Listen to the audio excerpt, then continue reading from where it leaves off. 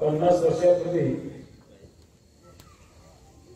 या बैरवाडी गावाच्या तरुणांच्यासाठी एक बघितलेलं स्वप्न की वाचन संस्कृतीच्या माध्यमातून ज्ञानाच्या क्षेत्रात समृद्ध झालेली एक पिढी ह्या गावामध्ये निर्माण व्हावी आणि जगाला गवसणी घालण्याचा आत्मविश्वास घेऊन त्या पिढीने काम करावं। आज या 50 वर्षामध्ये महात्मा नावानं सुरू झालेलं हे वाचनालय आणि ह्या वाचनालयाच्या यथोभाषेची आठवण करत असताना या 50 वर्षांच्या काळाकडे मागे वळून बघत असताना या चळवळीच्या माध्यमातून आपण काय मिळवू शकलो याचं अवलोकन करत असताना याचा आनंदाचा एक सोहळा संपन्न करावा आणि ज्यांचं ह्या कार्यामध्ये सहकार्य झालं त्या सगळ्यांनाच कुठेतरी त्यांच्या ऋणातून मुक्त होणारा ऋणनिर्देशाचा कार्यक्रम संपन्न करावा आणि उद्याच्या 50 वर्षाचा वेध घेत असताना काही नवे संकल्प करावे यासाठी खरं तर आयोजित केलेला आजचा हा कार्यक्रम। या कार्यक्रमामध्ये अतिशय मनोभावे उपस्थित राहिलेले आपल्या गावातले सगळेच वडीलधारी ग्रामस्थ ज्यांनी या 50 वर्षाची वाटचाल प्रत्यक्ष अनुभवली।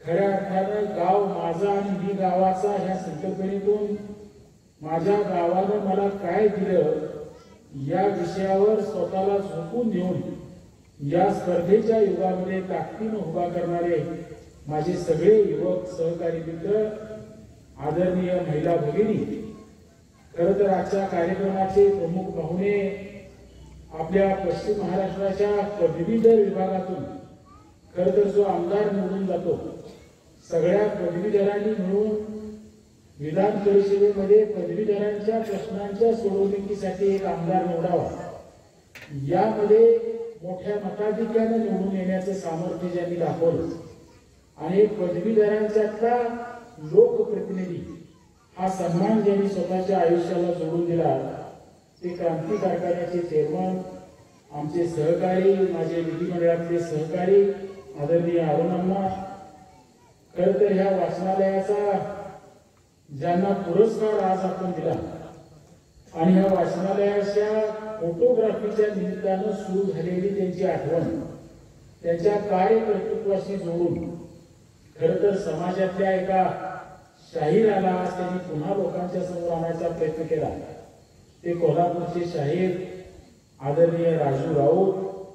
खरं तर तुमचं नाव पुरुषोत्तम आहे आणि ते तुमच्या आई वडिलांनी का ठेवलं असावं ते खरं मी तुमच्या घरी आलोय आणि तुमच्या सगळ्या व्यक्तिमत्वाची ओळख असल्यामुळं खरं तर आज ते नाव पुरुषोत्तम आहे मला कळलं, कारण तुम्हाला मी राजू राऊत म्हणूनच ओळखतोय, पण खरोखर हे नाव शोभत असं आयुष्य तुम्ही स्वतःच्या आयुष्याला मिळवून दिलं, जगून दाखवलं, हे तुमचं वैशिष्ट्य आहे असं म्हटलं तरी ते चुकीचं ठरणार नाही। आपल्या गावच्या लोकप्रिय सरपंच आणि खरोखर कैलासवासी तात्यासाहेबांच्या मनातला वारणा परिसरातला एक युवक म्हणून ज्याला प्रत्येक गोष्ट मनापासून जगायचा प्रयत्न केला, राबवायचा प्रयत्न केला आणि हे वाचनालयाशी स्वतःला ज्यांनी जोडून घेतलं, सातत्यानं ही चळवळ टिकली पाहिजे यासाठी धडपड करायचा प्रयत्न केला। आज ह्या सत्कार्य संवर्धक मंडळाच्या माध्यमातून ह्या कल्पनेला वारणा परिसरामध्ये जन्म मिळाला। त्या सत्कार्य संवर्धक मंडळाचं सुद्धा काम आजच्या काळामध्ये पुढे नेण्याची जबाबदारी ज्यांनी सांभाळलेली आहे आणि नुसती जबाबदारी नाही तर खरोखर सकारात्मक दृष्टिकोनातून ते काम कसं पुढे जाईल यासाठी सातत्यानं ज्यांची धडपड असते ते आजच्या कार्यक्रमाचे आपल्या सगळ्यांना ज्यांनी या ठिकाणी निमंत्रित केलं ते आदरणीय के.जी. जाधव सर, सगळे त्यांचे ह्या गावात काम करणारे त्यांचे सहकारी। खरं तर वेळ खूप झालाय, मलाच यायला सगळ्यात जास्त उशीर झाला कारण विमान जवळजवळ आमचं 2 तास लेट झाले आणि मी के.जी. सरांना विनंती करत होतो की तुम्ही कार्यक्रम सुरू करा, लोकांना एवढा वेळ थांबू नका, अरुणांना एवढा वेळ बसवून ठेवू नका अशी विनंती करत होतो, पण के.जी. सरांनी या कृतज्ञतेमध्ये खरं तर कैलासवासी तात्यासाहेब आणि कैलासवासी पैलवानांना आणि ज्यांच्या पोटी त्यांनी जन्म घेतला या गावचे अनेक वर्ष सरपंच म्हणून ज्यांनी काम केलं ते केजी सरांचे वडील. खरं तर त्या काळातले त्यांना वस्ताद म्हणायचे, ते आदरणीय वस्ताद. त्यांच्या सुद्धा चिरंतन स्मृती या कार्याच्या पाठीमागे आहे. त्याची ओळख उद्याच्या अनेक पिढ्यांच्या मनामध्ये कायमस्वरूपी राहावी यासाठी एक शिल्प त्यांचं अनावरण करणारा सुद्धा कार्यक्रम ह्यामध्ये आयोजित केला होता. आणि मला खरंच तर त्याची कल्पना नव्हती आणि म्हणून खरं तर तुम्ही हा कार्यक्रम लांबवला आणि त्यामुळे खरं तर ह्या कार्यक्रमाला फारच उशीर झाला. आज ह्या कार्यक्रमामध्ये सहभागी होत असताना खरंच मी 50 वर्षाच्या मागे जाऊन ज्यावेळेला बघायचा प्रयत्न करतोय की त्यावेळेचं वारणानगर कसं होतं, त्यावेळेच्या संस्था कुठल्या होत्या, त्यावेळेला प्रामुख्यानं लोकांच्या समोरचे प्रश्न काय होते, लोक ध्येय वेळेपणानं ह्या चळवळीकडे कशा नजरेनं बघायची, या चळवळीतल्या परिवर्तनाचे साक्षीदार होत असताना आपल्या आपल्या कुटुंबामधला आनंद कसे शोधायचे, या सगळ्या विषयांच्याकडे जर मागं वळून बघायचं म्हटलं तर एक प्रचंड मोठा इतिहास आपल्या डोळ्यासमोर उभा राहतो. आणि मग या चळवळीमुळे प्रत्येक कुटुंबापर्यंत आपण काही ना काही देऊ शकलो, पोचवू शकलो, याचा आठवणीतनं निर्माण होणारा आनंद, या गावात मला जन्म घ्यायचं भाग्य मिळालं याचा आनंद प्रत्येकाच्या मनामध्ये ह्या सगळ्या आठवणींना दुजोरा देत असताना निर्माण झाल्याचं चित्र आपण त्या ठिकाणी अनुभवतो. मी केजी सरांना म्हणत होतो की खरं तर गणपतराव वस्तादांचं आमच्या लहानपणीचे स्वरूप पैलवानांच्या बरोबर आम्ही सगळ्यांनी बघितलं, अनुभवलं.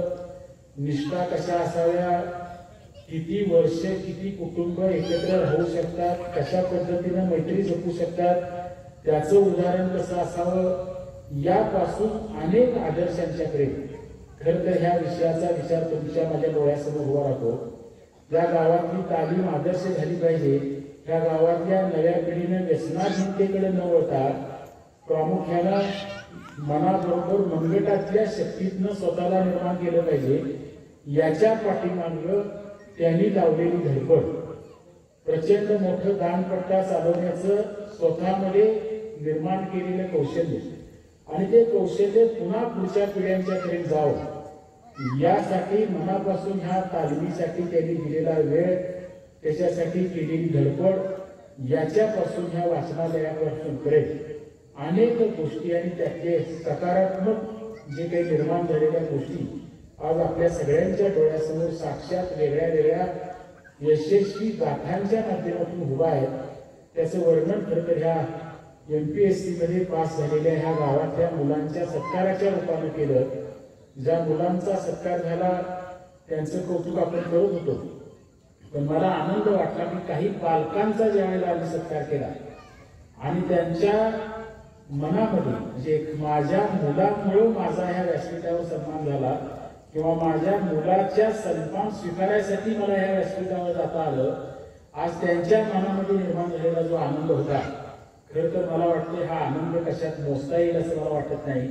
आणि हा या आनंदापर्यंत पोहोचण्याचा जो प्रवास आहे तो या सुवर्ण महोत्सवातल्या प्रत्येक यशोगाथेचा प्रवास आहे आणि तो तुमच्या सगळ्यांच्या सद्भावनांचं प्रतीक म्हणून या ठिकाणी साकारलाय असं खरं तर माझ्यासारख्या कार्यकर्त्याला वाटते. खरं तर केजी सरांना मी सांगेन की आपण ह्या 50 वर्षाच्या पाठीमागून इथपर्यंत येत असताना आज आपण नेमकं कुठे निघालोय. खरंच ही वाचन संस्कृती जी आपण मनापासून स्वीकारली, मनापासून लोकांच्या घरापर्यंत नेली, त्या संस्कृतीतनं एक नवी ज्ञानाधीर्जित पिढी निर्माण केली. ज्ञानाच्या विश्वासातनं आत्मविश्वासानं घडलेला नवा माणूस आपण उभा केला. आज ही वाचन संस्कृती टिकेल का हे आव्हान खरं तर उद्याच्या 50 वर्षाच्या काळातलं तुमच्या माझ्या समोरचं आव्हान म्हणून आपल्या डोळ्यासमोर उभा राहते. कैलासवासी पैलवानांना आणि कैलासवासी वस्तादांच्या खरं तर तालमीवरचं प्रेम आणि तालमीच्या माध्यमातून तरुणांना सकारात्मक दिशेनं नेण्यासाठी जो एक विचार त्यांनी आपल्या समोर ठेवला होता, खरं तर तुम्ही मलखामच्या माध्यमातून वारणा महाविद्यालय मला वाटते महाराष्ट्रात अनेक वर्ष पहिल्या क्रमांकावर ठेवण्याचं काम, या अनेक वर्ष मलखाम म्हटलं की वारणा ही ओळख खरं तर करण्यामध्ये तुम्ही त्या ठिकाणी सहभागी झाला. आज याच बैलवाडीमध्ये खरं तर ह्या कॉलेजच्या परिसरामध्ये निर्माण झालेली कॉफी शॉप आणि त्या कॉफी शॉपमध्ये चालू असणारे उद्योग हे खरं तर तुमच्या आमच्या शोभणारे किंवा ज्यासाठी आपण हे सगळं केलं त्यात कुठेतरी जुळणारे आहेत का, हा विचार कधीतरी मनात आपल्या त्या ठिकाणी निर्माण होतो. आणि म्हणून हे उद्याचं आव्हान आहे. या आव्हानांना सामोरं जात असताना ह्या पिढीला आपण कसे सांभाळून घेणार आहोत. पूर्वी आपण जो काळ बघितला की चांगल्याला चांगलं म्हणायची दानत जशी लोकांच्या मध्ये होती, तशी वाईटाला वाईट म्हणायची हिंमत सुद्धा खरं तर त्या काळातल्या नेतृत्वानं दाखवली. आणि म्हणून हा बदल आपण त्या ठिकाणी करू शकलो. आज राजू राऊत तुम्हाला अनेक शिवाजी महाराजांच्या चरित्रातली उदाहरणं त्या ठिकाणी सांगतील की एखाद्या महिलेवर अत्याचार झाला म्हणून हात पाय कापणारा महाराज, मग तो कोण आहे हा विचार न करता आज तो विचार घेऊन जायला पुढे जाण्याचं त्यांनी सामर्थ्य दाखवलं. त्यावेळेला छत्रपती शिवाजी महाराजांना आज संपूर्ण देशामध्ये नव्हे तर जगामध्ये त्या ठिकाणी मान्यता मिळाली. आज एखादा माणूस चुकतोय पण तू चुकतोयस हे म्हणायचं धाडस आज कोण दाखवायचा प्रयत्न करत नाही. त्याचा वाईटपणा गावासाठी घ्यायची आज कोणाची मानसिकता नाही. या काळाला आपण जन्माला घातलं का. आणि हे आव्हान उद्याच्या काळात तुमच्या माझ्या अनेक पिढ्यांच्या समोरचं आव्हान आहे का, या विचाराचा सुद्धा विचार कुठेतरी तुम्हाला आणि मला ह्या निमित्ताने करावा लागेल. खरं तर त्या विषयावर आज बोलायला वेळ आहे असं मला वाटत नाही. पण मी राजू राऊतांना विनंती करेन की परमेश्वरानं तुम्हाला अनेक कला खरं तर त्या ठिकाणी दिला. म्हणजे मी पहिल्यांदा तुमच्या लोकांना असा माणूस बघितला की जो चित्र चांगलं काढतो, जो शाहिरीतली कौनं चांगल्या पद्धतीनं करतो, जो पुतळे किंवा शिल्पकला यशस्वीपणानं साकारतो, जो पोवाडा गायला उभा राहिला की त्या काळात जाऊन त्या शौर्याची गाथा लोकांच्या अंगावर काटा उभा करत असताना त्या ठिकाणी साकारायचा प्रयत्न करतो. आणि इतिहासाच्या संशोधनाच्या क्षेत्रात सुद्धा स्वतःला समर्पित करून स्वतःचं आयुष्य जगण्याचा प्रयत्न करतो. म्हणजे एका माणसात एवढ्या गोष्टी सामावल्याचं चित्रकर्त तुम्ही अनुभवलंय. मला वाटतंय की आपण मध्यंतरी एक पिक्चर मला वाटतं तो निघाला होता, काय नाव तुझं, की शिवाजी महाराज आजच्या काळात असते तर त्यांनी कुठल्या निर्णयाकडे, काय नाव ते भोसले नावाचा असतो, हा मी शिवाजी राजे भोसले बोलतोय. मला वाटतं की संकल्पना वेगळ्या वेगळ्या मार्गाने आता पुन्हा समाजासमोर आणावी लागली. आणि आजच्या समाजाचे विद्रुप स्वरूप या इतिहासाशी जोडत असताना समाज प्रबोधनाचा एक नवा विचार तुमच्यासारख्या शाहिरांना त्या ठिकाणी जन्माला घालावा लागेल. एक मोठं आव्हान आज आपल्या सगळ्यांच्या समोर आहे, जे आपण अनुभवलं, जे बघितलं आणि आज ही पिढी आज आपल्या समोर करते. त्या पिढीतल्याने आपलं हे अंतर आपण कसं संपवणार आहे किंवा एका योग्य दिशेने ते कसं नेणार आहे, हा विचाराला शाहिरीची जर आपण जोड देऊ शकलो तर निश्चितपणानं ते सुद्धा एक प्रभावी माध्यम होऊ शकेल. आणि त्या दृष्टीने तुमच्या उद्याच्या काळात काही वेगळं काम व्हावं अशी अपेक्षा मी व्यक्त करतो. मला वाटते मी राजू राऊतांच्या बरोबर ज्यावेळेला बसलो, मला के.जी. जाधव सरांना सांगितलं पाहिजे की आपण वाचनालयाचा हा कार्यक्रम करतोय आणि लहानपणापासून आपण इतिहास शिकत असताना या देशाच्या स्वातंत्र्य लढ्यामध्ये कोल्हापूरच्या संस्थानाचा उल्लेख कधी आपल्याला बघायला मिळाला. दुर्दैवानं म्हणजे आपण झाशीच्या राणीचा इतिहास ऐकला आणि स्वतःच्या लहान मुलाला पाठीला बांधून ती इंग्रजांच्या बरोबर लढली हे आपण म्हणजे स्वाभिमानानं ऐकलं, वाचलं. अनेक राजे असतील, मग टिपू सुलतानचा इतिहास आपण ऐकला असेल, अनेक देशातल्या ह्या राजांनी ब्रिटिशांच्या विरोधात केलेलं बंड आपण ऐकलं. पण आपल्या मनाला सारखा मला साहेब प्रश्न पडायचा की माझं कोल्हापूरचं संस्थान जे प्रत्येक गोष्टीत पुढे आहे आणि या देशाच्या स्वातंत्र्य संग्रामात कोल्हापूरचा इतिहास काय, अगदी पेशव्यांचा सुद्धा इतिहास आपण काही काळ त्यामध्ये ऐकला आणि हा अनेक थोडस माझ्या मनाला सहल असणारा तो इतिहास होता. पण ज्यावेळेला मी भेटलो राजू राऊतांना आणि आम्ही अनेक विषयावर ज्यावेळेला चर्चा केली आणि तो मुद्दा मला वाटतं मी माझ्या कोल्हापूरच्या सभेमध्ये त्या ठिकाणी मांडला होता. 1857 ज्यावेळेला बंड झालं त्यावेळेला शिवासाहेब महाराज, तुम्हाला सगळ्यांना माहिती की कोल्हापुरात अतिशय छोटा त्यांचा एका चौकामध्ये पुतळा आहे आणि तो इतिहासच तुम्हाला माहिती नाही. आणि त्या शिवासाहेब महाराजांचा इतिहास मला शाहिरांनी सांगितला. मी मुद्दाम की सर तुम्हाला काय सांगतो की हा इतिहासात नोंद नसणारा विषय की त्यांनी 1857 मध्ये कोल्हापूर संस्थानच्या वतीनं ब्रिटिशांच्या विरोधात प्रचंड मोठं बंड करायची तयारी केली. आपल्या दुर्दैवानं त्याही वेळेला फिसुरी झाली आणि त्यांच्या फंडाची माहिती इंग्रजांना कळली आणि त्यांना अटक झाली. अनेक लोकांनी हसता हसता जीव सोडला, पण कोणी सीमासाहेबांचं नाव घेतलं नाही. अनेक आपली लोक जी प्रामाणिक होती त्या निष्ठेचं प्रतीक म्हणून त्या ठिकाणी मारली गेली आणि त्याची शिक्षा म्हणून ते कुटुंब आणि त्यांच्याबरोबरचे 250 लोक, म्हणजे ब्रिटिशांनी काय केलं की ज्यातनं एक अंगार निर्माण होईल, लोकांच्या मनामध्ये स्फूर्ती निर्माण होईल, क्रांती जन्माला येऊ शकेल, असे पुरावे शिल्लक ठेवायचे नाही. हे राज्यकर्ते म्हणून जे इंग्रजांचं धोरण होतं त्या धोरणाप्रमाणे सीमासाहेब सरकारांना कोल्हापुरातून उचललं आणि त्यावेळेच्या कराची नदी, त्यावेळेला पाकिस्तान हिंदुस्थानचाच एक भाग होता आणि त्यावेळेच्या कराचीमध्ये त्यांना नेलं. त्यांच्याबरोबर एक 100-200 त्यावेळेची मराठी माणसं, म्हणजे आपल्याकडची जी नावं आहेत, म्हणजे शिंदे होते, मला वाटते पवार आहेत, ही सगळी त्यावेळेची जी कोल्हापुरातली नावं आहेत, हे सगळे 200-250 लोक त्यावेळेला त्यांना कराचीला म्हणून त्या ठिकाणी बसवलं. पण दुर्दैवाने ह्या इतिहासाची, कोल्हापूरच्या समृद्ध देशाच्या स्वातंत्र्याच्या इतिहासाची नोंदच कुठं नाही. आणि ते संशोधन त्यांनी केलं होतं आणि मला त्यांनी विनंती केली होती की एकदा आपण पाकिस्तानला जाऊया आणि पाकिस्तानमध्ये कराचीमध्ये त्यांचं जे असणारं वास्तव्य आहे त्याचे काही पुरावे शोधून आणूया. आणि मी तुम्हाला राजूरावजी त्याही वेळेला शब्द दिला होता.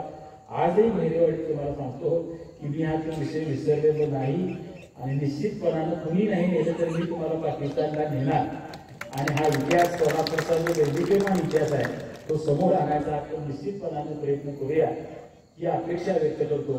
आणि KG सरांना सांगतो की श्रीकांत सारखे अनेक तुमचे विद्यार्थी आहेत की जे आज लेखनाच्या क्षेत्रामध्ये मोठं काम करत आहेत, तर लिखित स्वरूपात ह्या इतिहासाला पुन्हा लोकांच्या मध्ये जर नेता आलं आणि आपल्या सगळ्या वाचनालयांच्या माध्यमातून हा सिनेमाचा एक आपण त्यावेळेला विषय बोललो की सिनेमाच्या स्वरूपात जरी नेता आलं तर निश्चितपणाने कोल्हापूरची अस्मिता म्हणून या विषयाला निर्माण करायचा उद्याच्या काळात आपण प्रयत्न करावा. एवढ्याच मनस्वी शुभेच्छा ह्या कार्यक्रमाला त्या ठिकाणी व्यक्त करतो. आम्हाला पोकलेला पुन्हा एका कार्यक्रमाला जायचं असल्यामुळं शाहीर साहेबांची परवानगी काढतो आणि 4-8 दिवसात तुम्हाला मी एका दुसऱ्या कामासाठी मी बोलवणार आहे. की कोल्हापूरचा सगळा इतिहास पुन्हा एकदा आता समजून घ्यायची मला गरज निर्माण झाली, त्यामुळे पुन्हा एकदा आपण त्या निमित्ताने बसूया. तुम्ही त्यासाठी वेळ द्यावा अशी अपेक्षा व्यक्त करतो आणि मी माझं मनोगत संपवतो.